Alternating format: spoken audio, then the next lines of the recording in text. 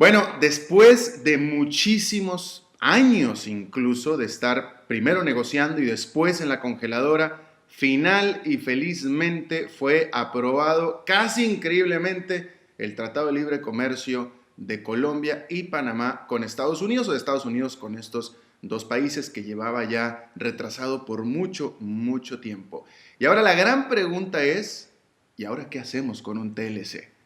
Está con nosotros alguien que conoce mucho el tema porque él estuvo muy metido ahí. Alberto Trejos, mi tocayo, él fue ministro del Comercio Exterior de Costa Rica y fue negociador por su país para el Tratado de Libre Comercio con Estados Unidos, actual profesor del INCAI Business School. Alberto, muchas gracias por estar con nosotros, por tu tiempo. Al contrario, muchas gracias a ustedes. A ver, evidentemente, obviamente, Panamá y Colombia han sabido salir adelante, subsistir, vivir, andar por la vida sin un TLC. De hecho, ambos países son dos de los países que ni siquiera entraron en recesión durante la recesión latinoamericana del 2008. Es decir, que su comportamiento ha sido muy bueno, específicamente el de Panamá. Entonces, pero ahora que ya tienen este Tratado de Libre Comercio, vamos a empezar por Panamá. ¿Para qué Panamá en este momento puede utilizar el Tratado de Libre Comercio con Estados Unidos? Me parece que, bueno, el punto de partida es el que vos estás comenzando. Un acuerdo de libre comercio no es mágico.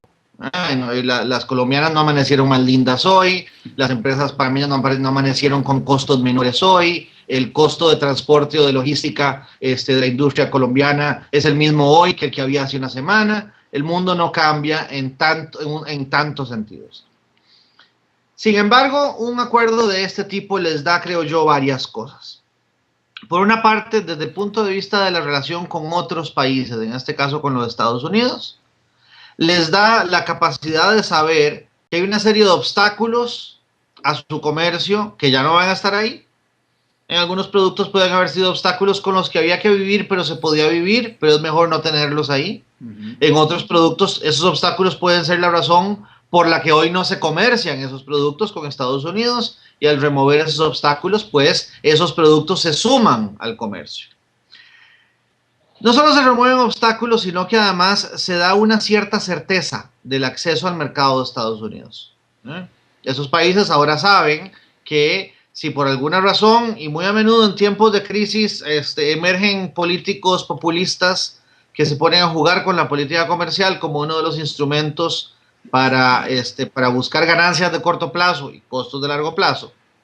Si por alguna razón algún viraje se da en la economía estadounidense que lleva a un mayor proteccionismo, estos países saben que ese viraje no les afecta, porque su relación comercial con los Estados Unidos está puesta sobre una base jurídica, está puesta sobre una base de un acuerdo que no se puede simplemente violar por decisión del Ejecutivo, incluso por una decisión simple del Parlamento.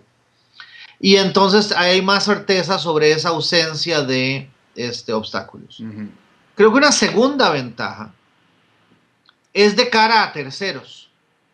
Para un Panamá, para un Colombia, ahora cuando ven al mundo, tanto como un competidor como cuando lo ven al mundo como un potencial inversionista, ambos países, entre las cosas que están ofreciendo es, vea, yo tengo a ese mercado, el mercado individual más grande del mundo, un acceso que desde su país no hay. Una capacidad de llegada que desde su país no hay. Entonces, en vez de tener una cadena de valor que no pasa por mí, tal vez le conviene tener una cadena de valor que sí pasa por aquí, para poder entonces aprovechar juntos de ese acceso. Me parece que la tercera cosa que es muy importante es que le da a Panamá o a Colombia o a cualquier país que hace un TLC con un país grande una mejor defensa contra sí mismo. En América Latina hemos tenido pequeños ataques populistas, ¿verdad?, que se dan por unos meses, que se dan por unos años, cuando un gobierno tiene la orientación equivocada o cuando se siente débil y siente que tiene que hacer algo que salga en noticias, ¿no? Y a veces esas cosas hacen un enorme daño. Claro. Y entonces el poner en el papel que te estás un tanto amarrado a no hacer ciertas locuras en las cuales vos sos el principal perjudicado, también es muy valioso. Y dime una cosa, Alberto, Costa Rica junto con el resto de Centroamérica ya lleva ventaja de tiempo o lleva experiencia de tiempo ya de un tratado de libre comercio con Estados Unidos, el cual empezó justo cuando Estados Unidos cayó en recesión. Pero en ese sentido, pudiéramos esperar, es más, déjame, me voy un poquito más atrás. De acuerdo a la experiencia que ha tenido Centroamérica con Estados Unidos, ¿se pueden esperar beneficios en el mismo tiempo que ustedes llevan para Panamá y para Colombia? Es decir, en pocas palabras, ¿ha sido benéfico hasta este momento el TLC con Centroamérica y por tanto lo será también con Panamá y Colombia? Definitivamente ha sido benéfico, lo podemos ver de varias maneras. Para empezar, lo podemos ver en ciertas industrias en Centroamérica que estaban siendo muy golpeadas por la competencia con China. Me refiero sobre todo a la industria textil de los 4 países del norte del Istmo, y que desde que arranca el tratado más bien hay un renacer de estos sectores, porque el tratado está pensado también para crear mucho comercio de Estados Unidos-Centroamérica que se estaba volviendo Estados Unidos-China.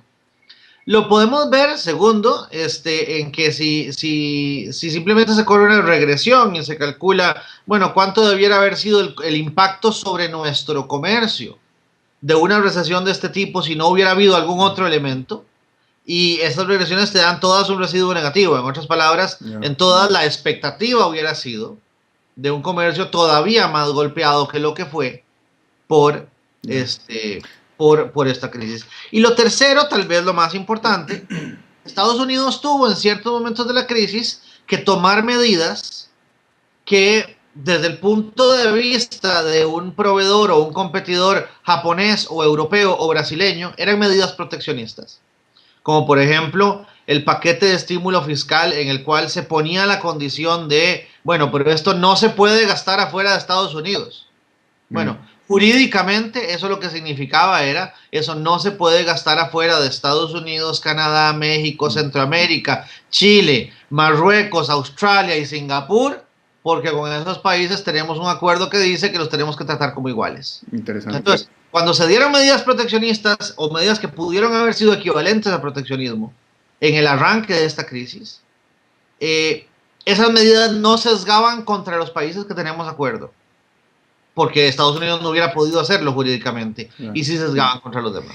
Ahora, dime una cosa, tomando en cuenta, como decíamos al principio de la entrevista, Alberto, que Panamá y Colombia son de los 2 países que más están creciendo en América Latina, y sabiendo de antemano que tú conoces por cercanía a Panamá, ciertamente muy íntimamente, pero supongo que Colombia también.